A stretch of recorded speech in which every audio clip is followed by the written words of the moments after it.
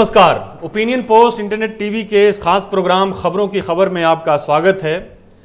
Congress, NCP और शिवसेना के बीच चल रही सरकार बनाने की कवायद, जो एक सांप और छुछुंदर की तरह खेल की तरह से चल रही थी, वो अब समाप्त होती हुई दिख रही है। राज्यपाल ने राष्ट्रपति शासन की अनुशंसा कर दी है। शिवसेना सुप्रीम कोर्ट का दरवाजा खटखटा रही है। इस बीच कांग्रेस और एनसीपी के बीच भी एक कहासुनी होती हुई दिखी कि कांग्रेस एनसीपी के ऊपर इल्ज़ाम लगा रही है और एनसीपी कांग्रेस के ऊपर इल्ज़ाम लगा रहे हैं कि उन्होंने समर्थन देने में देरी की। लेकिन इस बीच एक और बड़ी खबर ये आई कि ओवैसी ने एक बयान दिया। ओवैसी की पार्टी की तरफ से ये कहा गया, बल्कि ओवैसी खुद एक प्रेस कॉन्फ्रेंस में ये कहते नजर आए कि उनके 2 एमएलए जो AIMIM के 2 एमएलए महाराष्ट्र में हैं, वो शिवसेना के साथ एनसीपी और कांग्रेस के किसी भी गठबंधन को समर्थन नहीं देंगे। उनके विधायक जो हैं, 2 विधायक उस गठबंधन सरकार में शामिल नहीं होंगे। लेकिन ये तो जाहिर है कि उनके 2 विधायक हैं और इसे सरकार, अगर शिवसेना, कांग्रेस और एनसीपी की सरकार बनती है तो उसमें ओवैसी के 2 विधायकों की कोई खास भूमिका नहीं रहने वाली है, क्योंकि अगर ये तीनों पार्टियां मिल जाती हैं तो फिर इनके पास पर्याप्त नंबर हो जाते हैं कि जो 288 जो विधानसभा का स्ट्रेंथ है, उसमें जो उनको एक हाफे मार्क चाहिए, उससे काफ़ी मतलब उनसे ऊपर हैं इनके नंबर, जो हैं इनके विधायकों के नंबर हैं तीनों पार्टियों के मिलने के बाद। लेकिन ओवैसी ने जो बयान दिया है वो बड़ा दिलचस्प है और इसमें कांग्रेस की जो झिझक नजर आ रही थी शिवसेना के साथ सरकार बनाने में, ये खबरें आ रही थी कि उनके विधायक भी चाह रहे थे कि वो शिवसेना के साथ सरकार बना लें और सत्ता का सुख भोगें। लेकिन जो कांग्रेस की जो आला कमान, जो थिंक टैंक है, उनकी सोच में जो एक चीज़, जो ये हाँ और ना के दरमियान जो लटके रहने की जो ये असमंजस की स्थिति थी, वो इसलिए थी कि एक बीच में एक बयान भी आया था इसके ऊपर कि हम आइडियोलॉजिकल बुनियाद पर शिवसेना से दूर हैं और शिवसेना के समर्थन में हमारे जो आइडियोलॉजी जो है उससे एक तरह का एक तजाद है, एक उसको निगेट करता है। तो इसमें जो चीज़ नज़र आ रही थी वो यही थी कि ओवैसी ने पिछले 2-3 चुनाव से महाराष्ट्र में कुछ जो मुस्लिम पॉकेट्स हैं, उस मुस्लिम पॉकेट्स में ओवैसी की पार्टी AIMIM ने एक पैठ बनाई है और उसमें जो मुसलमान जो आमतौर पे कांग्रेस को वोट देते थे, अब उनका रुझान जो है MIM की तरफ हो गया है।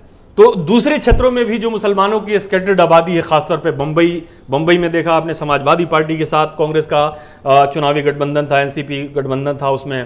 तो समाजवादी पार्टी का जो दूसरे इलाकों से बम्बई के अंदर जो लोग गए हैं, मुंबई के अंदर जो लोग हैं, उन्होंने एक समाजवादी पार्टी के प्रति अपनी एक वफादार, खासतौर पे उत्तर प्रदेश के लोग जो हैं ज़्यादा हैं, इसलिए समाजवादी पार्टी की पैठ वहाँ पे है एक मुंबई के अंदर। तो दूसरे इलाकों में भी कांग्रेस को इस बात का अंदेशा था कि अगर वो शिवसेना के साथ अगर गठबंधन करते हैं तो यहाँ तो भारतीय जनता पार्टी को रोक लेंगे सरकार बनाने से, लेकिन जो दूसरे इलाकों में, महाराष्ट्र के दूसरे इलाकों में और भी झारखंड में चुनाव होने वाले हैं या दूसरे और स्टेट्स में, क्योंकि शिवसेना जो है इसके स्टैंड सबके सामने क्लियर है। शिवसेना का बाबरी मस्जिद के ऊपर क्या स्टैंड है। अभी उद्धव ठाकरे कुछ दिन पहले ही अयोध्या में जाकर कार सेवा वगैरह की बात कर रहे थे, मंदिर बनाने की बात कर रहे थे। यूनिफॉर्म सिविल कोड के ऊपर उनका एक अपना स्टैंड है जो भारतीय जनता पार्टी के साथ खड़ा है।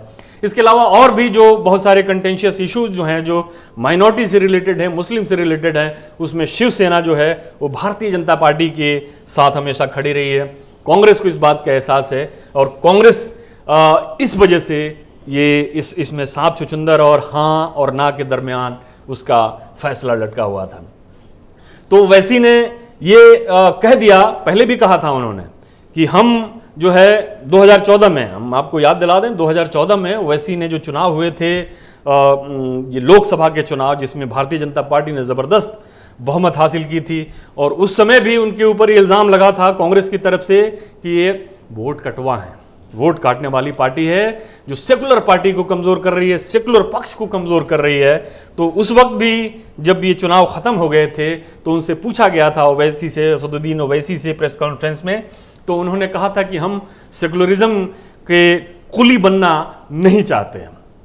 इसमें भी उन्होंने बहुत सारे ट्वीट्स भी किए, उनका टेलीविज़न के ऊपर बयान भी आया, प्रेस कॉन्फ्रेंस में भी उन्होंने कहा कि ये जो कांग्रेस का जो चेहरा है वो सबके सामने आ गया है। बोला कि हमको तो मालूम है, लेकिन ये अब इनका चेहरा आ गया है कि ये सत्ता के लिए ये भाजपा के साथ, शिवसेना के साथ जो है इनका जो सेकुलरिज्म के नाम पे मुझे वोट कटवा कह रहे थे। इस चुनाव में भी, महाराष्ट्र का चुनाव भी जो संपन्न हुआ था उसमें भी उनको वोट कटवा का खिताब दिया गया था और ये सेकुलरिज्म की भी दुहाई दी गई थी।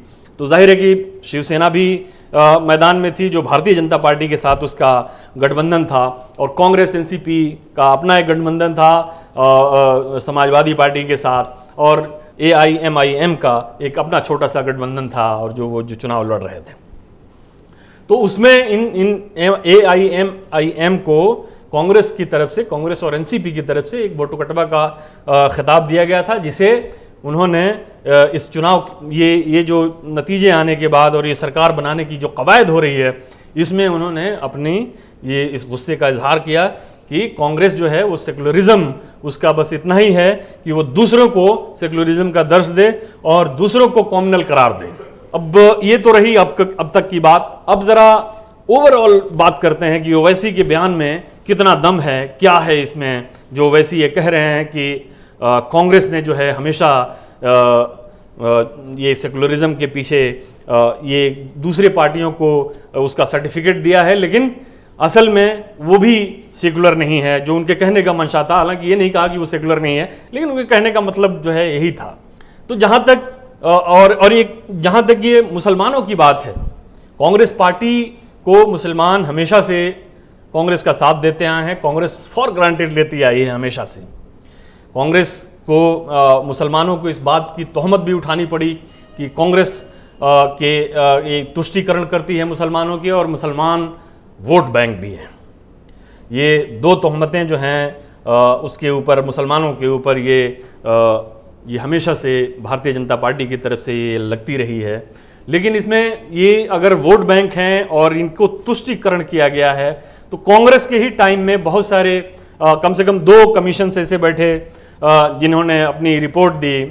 उसमें मुसलमानों को हिंदुस्तान के सबसे पिछड़े तबके के साथ रंगनाथ मिश्रा कमीशन और सच्चर कमेटी की रिपोर्टों में ये बताया गया कि मुसलमान जो हैं वो कितने पिछड़े हैं। तो जाहिर है कि कांग्रेस की यहाँ पे सत्ता हमेशा से रही है, कांग्रेस मुसलमानों को की तुष्टीकरण भी करती रही है, लेकिन इसके बावजूद भी मुसलमान हर लिहाज से हिंदुस्तान के जो सबसे पिछड़े हुए तबके हैं, जो सबसे पिछड़े हुए ग्रुप हैं, उसमें मुसलमान शामिल हैं। दूसरी बात जो ओवैसी के बाद से निकल कर आई वो थी बाबरी मस्जिद के ऊपर। बाबरी मस्जिद पे ओवैसी ने ये कहा कि कांग्रेस का असली चेहरा जो है अब सामने आ गया है। शिवसेना तो मंदिर बनाने के लिए हमेशा वकालत करती रही है, हम लोग उसका विरोध करते रहे हैं, हम लोग फाइट करते रहे हैं उसके लिए, मस्जिद के लिए। लेकिन कांग्रेस ने जो फैसला आते के कहा कि हम तो तैयार हैं, हम मंदिर बनाने के लिए हम हमेशा से तैयार थे। तो इस तरह से एक और उन्होंने ये कांग्रेस के ऊपर ही हमला करने की कोशिश की मंदिर के हवाले से। तो और दूसरी चीज़ अब जो कांग्रेस की और ये ओवैसी के हवाले से जो बात निकल कर आई वो तुष्टीकरण की थी और वोट बैंक की थी। सेकुलर पार्टियां, जो सो कॉल्ड सेकुलर पार्टियां हैं, वो आमतौर पर मुसलमानों का वोट चाहती हैं, लेकिन मुसलमानों को कुछ देना नहीं चाहती। अब एक मैं एग्जाम्पल दूंगा पश्चिम बंगाल का। पश्चिम बंगाल में एक अच्छी खासी मुसलमानों की आबादी है और कई सीट्स हैं जहाँ पे मुसलमानों की संख्या जो है, मुस्लिम आबादी जो है वो इतनी है कि वो निर्णायक साबित होते हैं। और मुसलमान पहले वहाँ कांग्रेस को वोट देते थे, कांग्रेस जब हारने लगी उसके बाद कम्युनिस्ट को वोट देने लगे, कम्युनिस्ट पार्टियों को, वामपंथी पार्टियों को। जब वामपंथी पार्टियां ख़त्म हो गई तो तृणमूल कांग्रेस को उनका वोट जाने लगा। तृणमूल कांग्रेस भी ये दिखाती है कि हम मुसलमानों के लिए बहुत कुछ करते हैं।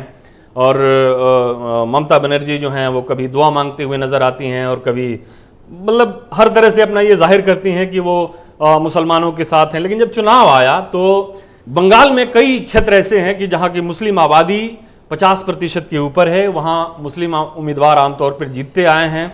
और कई ऐसे सीट्स हैं, कम से कम 10-12 ऐसे क्षेत्र हैं लोकसभा के जहाँ मुस्लिम आबादी निर्णायक स्थिति में है, 30% से ऊपर है, लेकिन वहाँ भी ममता बनर्जी ने उतने उम्मीदवार नहीं खड़े किए लोकसभा में जितनी मुसलमानों की आबादी है या आबादी के अनुपात में उनको वहाँ पे टिकट नहीं दिए गए। लेकिन ये तो अलग बात होगी। इसके अलावा भी बहुत सारी चीज़ें हैं जो सच्चर कमेटी की रिपोर्ट के बाद कुछ लोगों ने बंगाल में स्टडी की, तो बंगाल में ये पाया कि जो मुसलमानों की स्थिति आज से 5-6 साल पहले थी उसमें लगातार जो है गिरावट देखी जा रही है।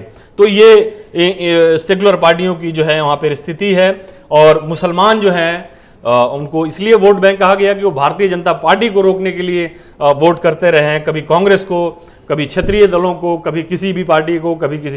तो उनका वोट जो है जब से भारतीय जनता पार्टी भारतीय राजनीति के अंदर आई है एक बड़ी ताकत के रूप में, मुसलमान का वोट जो है एक खास तबके, एक खास पैटर्न के ऊपर जो है वो जाता रहा है, जिसे उनको वोट बैंक का भी इल्ज़ाम सहना पड़ा है। लेकिन पिछले कुछ चुनाव में इस वोट बैंक का भी जो भ्रम था वो भ्रम टूट गया है। जो ओवैसी ने जो बातें कही हैं और कांग्रेस की तरफ से जिस तरह का रिएक्शन आया है उसमें ये साफ जाहिर होता है कि कांग्रेस भी अब एक तरह से मुसलमानों के साथ एक छल की राजनीति जो है वो करने की फिराक में है। कभी उसको सेकुलरिज्म के नाम पे मुस्लिम वोट चाहिए, लेकिन वो कंप्रोमाइज़ करने के मामले में भी वो अपने सेकुलर क्रेडेंशियल के साथ जो उसकी जो सो कॉल्ड आइडियोलॉजी है उसके साथ कंप्रोमाइज़ करने का जो भी मौका मिलता है उसमें चूकने में भी वो देर नहीं करती। अगर शिवसेना के साथ कांग्रेस का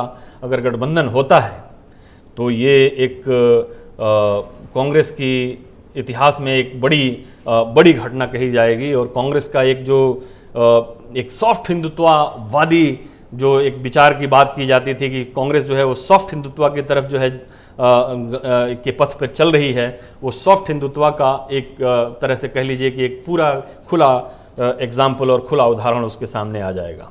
आज के लिए बस इतना ही। नमस्कार।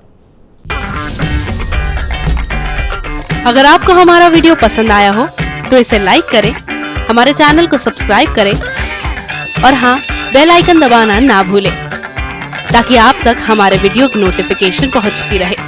आप अपना सुझाव हमें कमेंट बॉक्स में दे सकते हैं। हमारे साथ जुड़ने के लिए शुक्रिया।